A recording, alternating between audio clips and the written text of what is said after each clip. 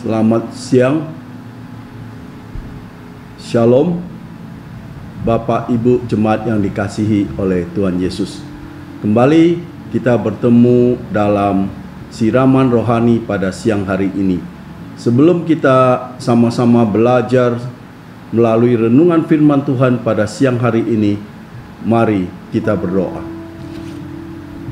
Tuhan, terima kasih Tuhan untuk siang yang indah ini ya Tuhan, di mana kembali kami hadir untuk mendengarkan renungan firman-Mu ya Tuhan. Biarlah melalui renungan singkat ini boleh memberikan kekuatan kepada kami, dan kami boleh tetap tekun dan setia di dalam melayani Engkau. Terima kasih ya Tuhan. Dalam nama Yesus Kristus kami sudah berdoa dan mengucap syukur. Haleluya. Amin. Ya, Bapak Ibu jemaat yang dikasihi oleh Tuhan, siang hari ini kita akan belajar yang namanya tekun dan setia. Belajar dari firman Tuhan dari Kisah Para Rasul 6 ayat 1 sampai 7. Perikop judul daripada pasal ini adalah 7 orang dipilih untuk melayani orang miskin. Dalam pelayanan yang dipahamin serba instan sejatinya akan membawa kita kepada kekecewaan. Mengapa membawa kita kepada kekecewaan? Karena dunia pelayanan bukan dunia yang gampang. Dunia yang memerlukan sebuah proses, sebuah pengabdian yang panjang kepada Tuhan, di mana akan membawa kita kepada proses pembentukan yang jauh dari semangat serba instan, di mana kita akan dibentuk melalui karakter kita, belajar lebih sabar menanti segala sesuatu, sehingga kita tidak mengharapkan yang namanya instan. Dari Kisah Para Rasul 6 ayat 1 sampai 7 ini, gereja mula-mula terbuka terhadap kebutuhan sekelompok jemaat dan memberikan solusi. Tapi para rasul tidak puas jika melalaikan firman Tuhan demi melayani pekerjaan meja.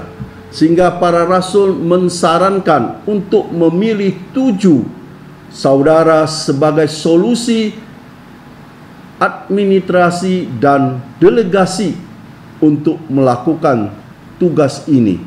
Kisah Para Rasul 6 ayat 3. Karena itu saudara-saudara, pilihlah 7 orang dari antaramu yang terkenal baik dan yang penuh roh dan hikmat, supaya kami mengangkat mereka untuk tugas itu. Jadi syarat untuk memilih 7 saudara dengan karakteristik sebagai berikut. 1. Terkenal baik dari segi karakter, yaitu orang yang punya reputasi dan loyalitas yang baik karena karakternya.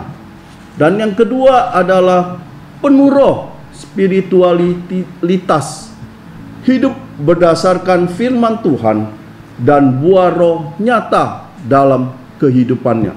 Yang ketiga, penuh hikmat atau wisdom. Bukan saja punya pengetahuan luas, tapi mampu menerapkannya dalam situasi tepat sehingga membawa berkat kepada sesama. Dengan memilih 7 saudara dengan karakteristik seperti di atas ini, para rasul dapat memusatkan pikiran dalam doa dan pelayanannya. Stefanus dan Filipus, 2 dari 7 orang pelayan meja, seperti yang tertulis dalam Kisah Para Rasul 6 ayat 5.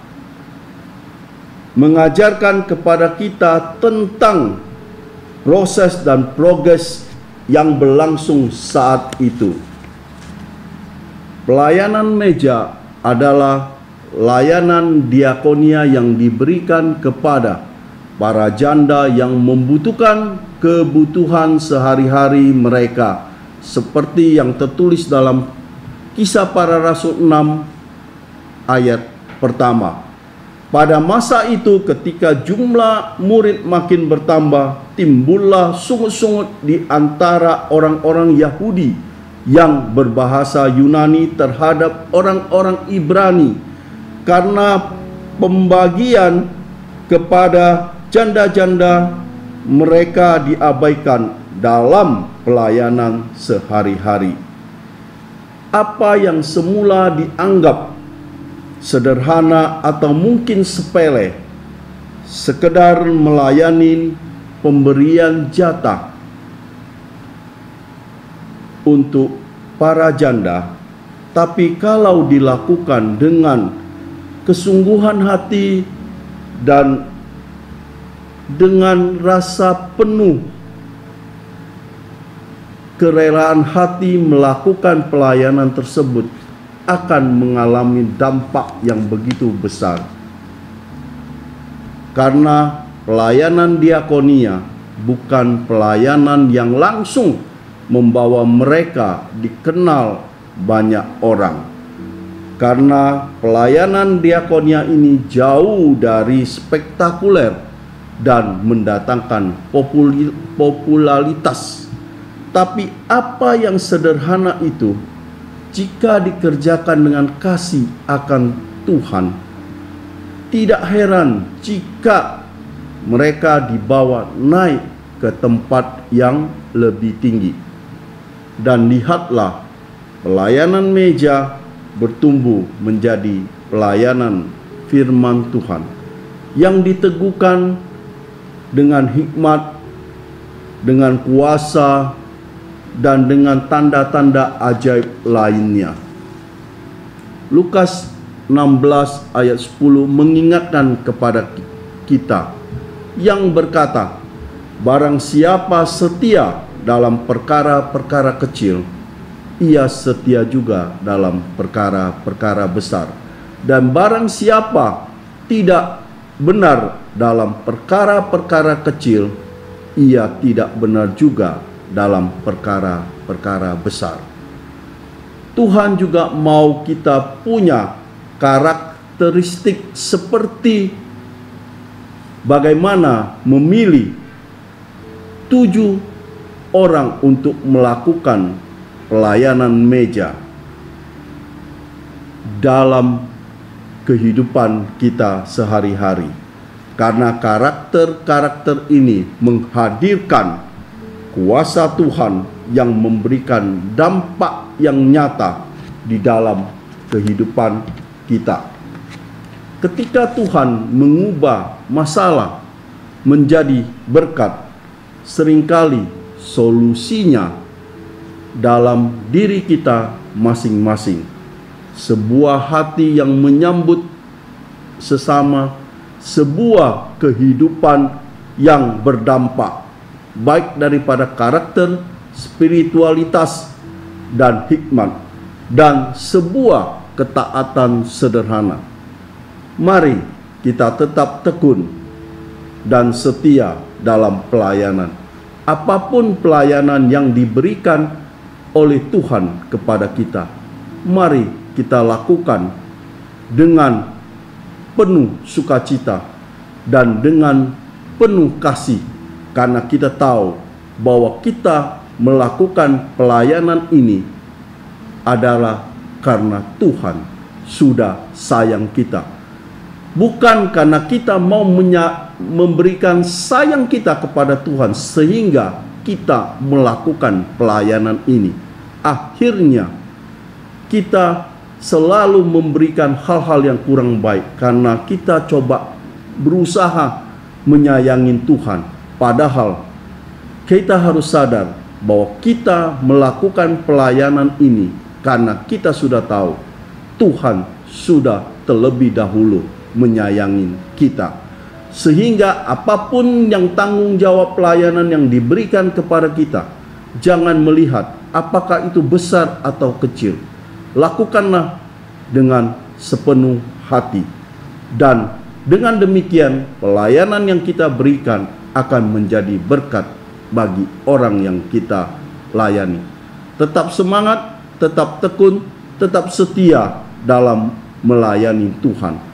Karena apapun yang kita lakukan, Tuhan pasti memperhitungkannya. Kiranya renungan singkat ini boleh memberikan kita kekuatan, memberikan kepada kita pengetahuan bagaimana kita harus bersikap, bagaimana kita harus tetap tekun dan setia di dalam melayani Tuhan.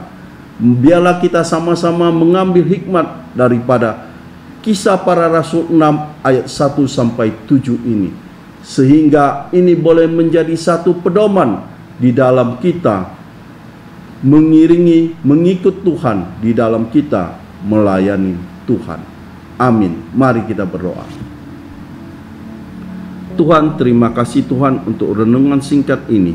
Biarlah renungan ini boleh menjadikan masukan bagi kami di dalam kami tetap setia, tetap tekun melayani Engkau ya Tuhan. Biarlah apa yang sudah kami renungan bersama, biarlah pelayanan meja yang dilakukan boleh memberikan dampak bagi setiap orang yang kami layani Tuhan. Terima kasih Tuhan untuk firman-Mu, terima kasih untuk pedoman yang boleh kami lakukan ya Tuhan. Dalam nama Yesus Kristus kami sudah berdoa dan mengucap syukur. Haleluya. Amin. Tuhan memberkati.